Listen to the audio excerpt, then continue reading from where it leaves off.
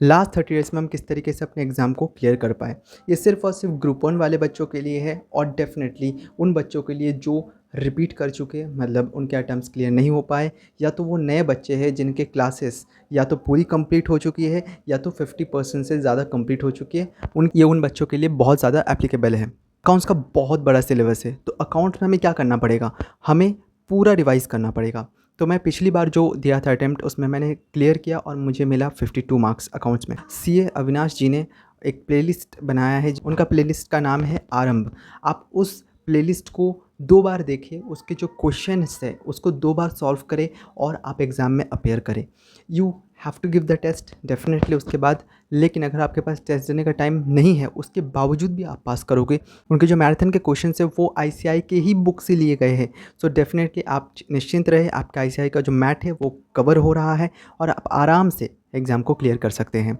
तो हार्डली आपके 4 लेक्चर्स है इसका, तो इस 4 लेक्चर को आपको 2-2 बार करके सुनना है और ऑटोमेटिकली आपका जो है रिवीजन हो जाएगा। अकाउंट्स का टेंशन आपका ख़त्म, 30 डेज़ के अंदर हो जाएगा। आप एक प्रोफेशनल कोर्स कर रहे हो, तो मैं ये मानता हूँ कि आपने अपने लॉ के क्लासेस कर लिए होंगे। अगर थोड़ा बाकी भी है, लेकिन आपने नोट्स तो बनाए होंगे कहीं न कहीं, तो जो नोट्स बनाया है उसको पढ़ना है। अब कुछ बच्चे कहते हैं कि भाई नोट्स है बस पढ़ लो।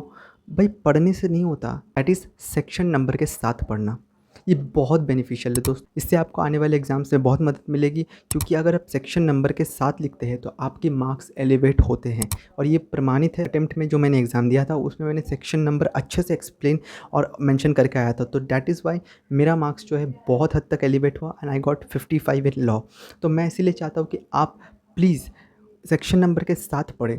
जब भी आप पढ़ रहे हो आपको ज़्यादा याद रहेगा और आप एग्ज़ाम में अच्छे से लिख पाएंगे, और इससे एग्ज़ामिनर आपके पूरे पेपर के ऊपर एक कॉन्फिडेंस बिल्ड कर सकता है कि हाँ, ये बच्चा तो सही कर रहा है, तो उसको मार्क्स भी उस हिसाब से दिया जाता है।